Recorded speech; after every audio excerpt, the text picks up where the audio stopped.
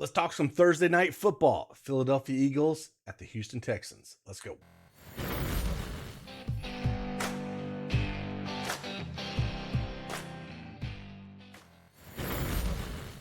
Hey, what's going on, everybody? It's Craig Bennett, aka Cash Keg, back with another Underdog Pick'em video where we're gonna do the Houston Texans hosting the Philadelphia Eagles. The Eagles still undefeated, looked really good last week. I don't see how Houston pulls this one out. I really don't. Houston last week against Tennessee looked horrible. I think they're really going to struggle here.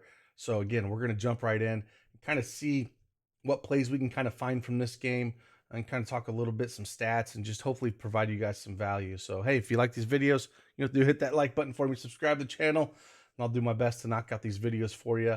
Let's just dive right in and see what we got for this Thursday night football game.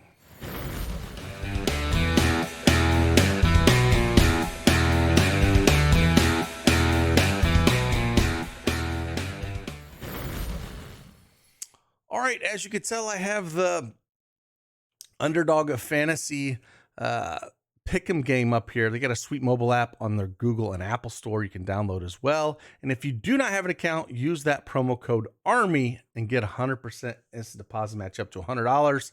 And the cool thing they have this year, I know I've talked about it in other videos, is this insurance. So now you don't have to get all of them right. If you want to pick 5 and get 20X, you could. If you want to turn insurance on where you can miss one, you get to pick 5 and still get 6 extra money if you missed one. So really nice thing that they have here. Really like it a lot. And so it's really easy to use. Just turn it on or off. But we'll talk through these plays. So first one we're going to look at here, we'll go through Philly side, and then we'll go through the Houston side. Jalen Hurts, man, he had a game last week, put up 285 last week. Just had a monster game, honestly, just an absolute monster game. And A.J. Brown was the recipient of 3 touchdowns. So at 285 and a half total yard, or 285 and a half total yards, I don't know what I want to do with this because I don't think he's going to get there passing wise. Passing yards at 240.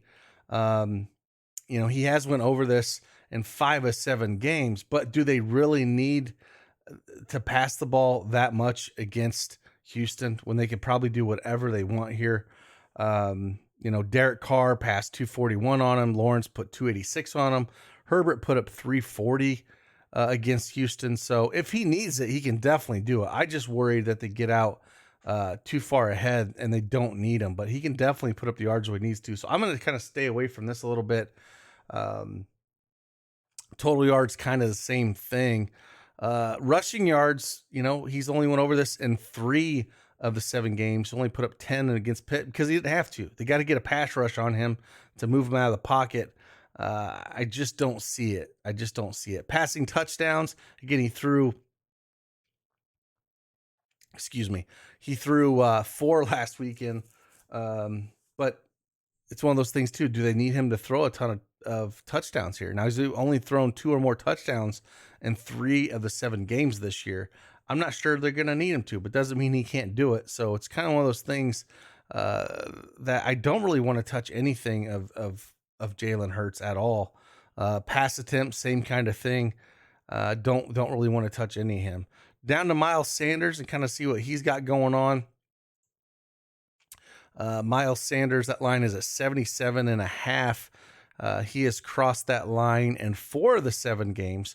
Now, Derrick Henry just ran for 219 against Houston last weekend, but it's a whole different animal, and he just has their number. But 77.5, is he going to get enough, snaps? He only saw 50% of the snaps last week, but, they were up a ton, and I get it. They're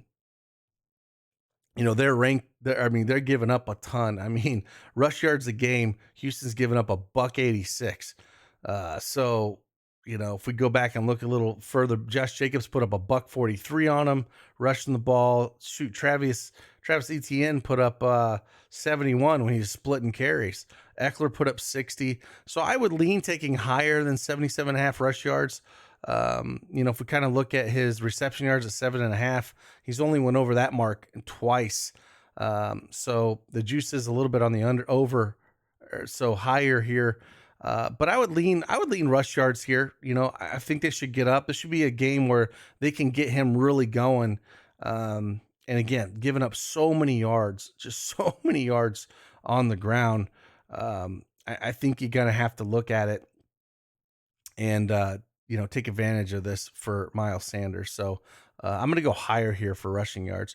Coming down to AJ Brown, like I said, I never want to take a guy that's coming off just this massive, massive game that he had last week, because he had a massive one.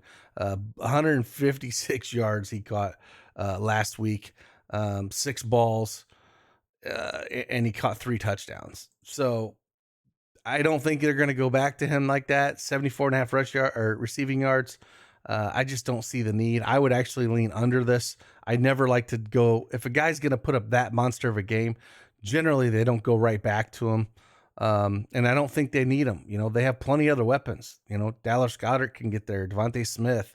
I'm just going to go lower on that fact. Kim Brown put up a ton of yards. Yeah, anytime. He's went over that in 4 of the 7 games. I'm just going to say the fact that since that monster game he had, I just don't think they need him to get there. And that's why I'm going to lean lower here for A.J. Brown. And only for that point. Seriously, only for that point. Reception-wise, he's had 5 or more receptions in every game but one. He had 3 against Arizona.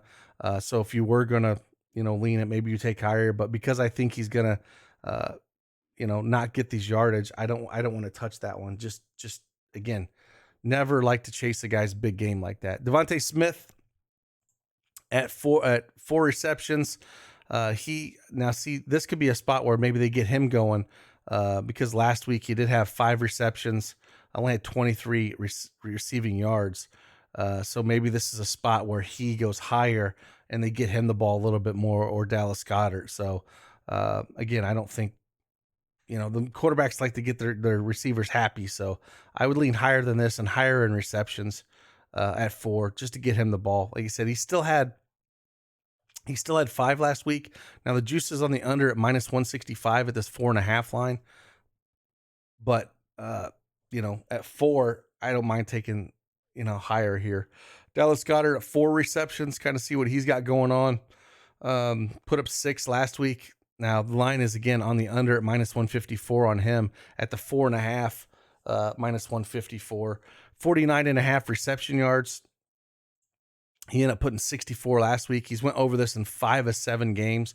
Like I said, maybe they get him going a little bit more than they do AJ Brown. So maybe you want to take higher. I wouldn't play all these guys in your same ticket, but if you're going to go lower and correlate lower on AJ Brown, maybe you want to go higher with Dallas Goedert and receptions or reception yards. Like I said, receiving, he said 5 or more catches in 4 of the 7 games, and then receiving yards in 5 of the 7 games. So kind of looking back and seeing some of those other tight ends, go back and look at when they played the Raiders on November 23rd. Houston, that is. Looks like Foster Moreau put up 28 yards. Looks like Palmer put up 25. So tight end's not doing crazy work against them. But they haven't, had a tight end this caliber that they've went up against. So lean higher on all these guys here, but I don't think I'm going to touch them, honestly. Jake Elliott, 1.5 field goals made. They should be able to do whatever they want to. They should have the ball quite a bit. So my first thought is to take higher than 1.5 field goals made. Now he's only done this once all year. He put up 2 field goals. They just like to go for it. So, but it's one of those things where if they have the ball a ton, maybe they kick more field goals when they're up. That's one thing to think about it. But if you're just looking for stats, he's only had more than 1.5 field goals, and it was 2 back in the Dallas game. Other than that, he's had 1, and had none against Pitt. So take that for what it's worth. On the Houston side, looking at Davis Mills, absolutely stunk it up, except for that last drive, basically. Had 152 passing yards last week, but just miserable. Just honestly, just miserable. And looking at what Philly's done against some of these quarterbacks. I I don't know. I don't, at 221.5, it's like, or 220.5, I just don't really want to touch it. They should be playing from behind, but man, they look stinking awful last week at Tennessee. And this is even a tougher test for them. So nothing I really love. Pass attempts at 35.5. He's only went over that 3 in 7 games. Rushing yards at 1.5. He's went over that in twice. He had 8 last week.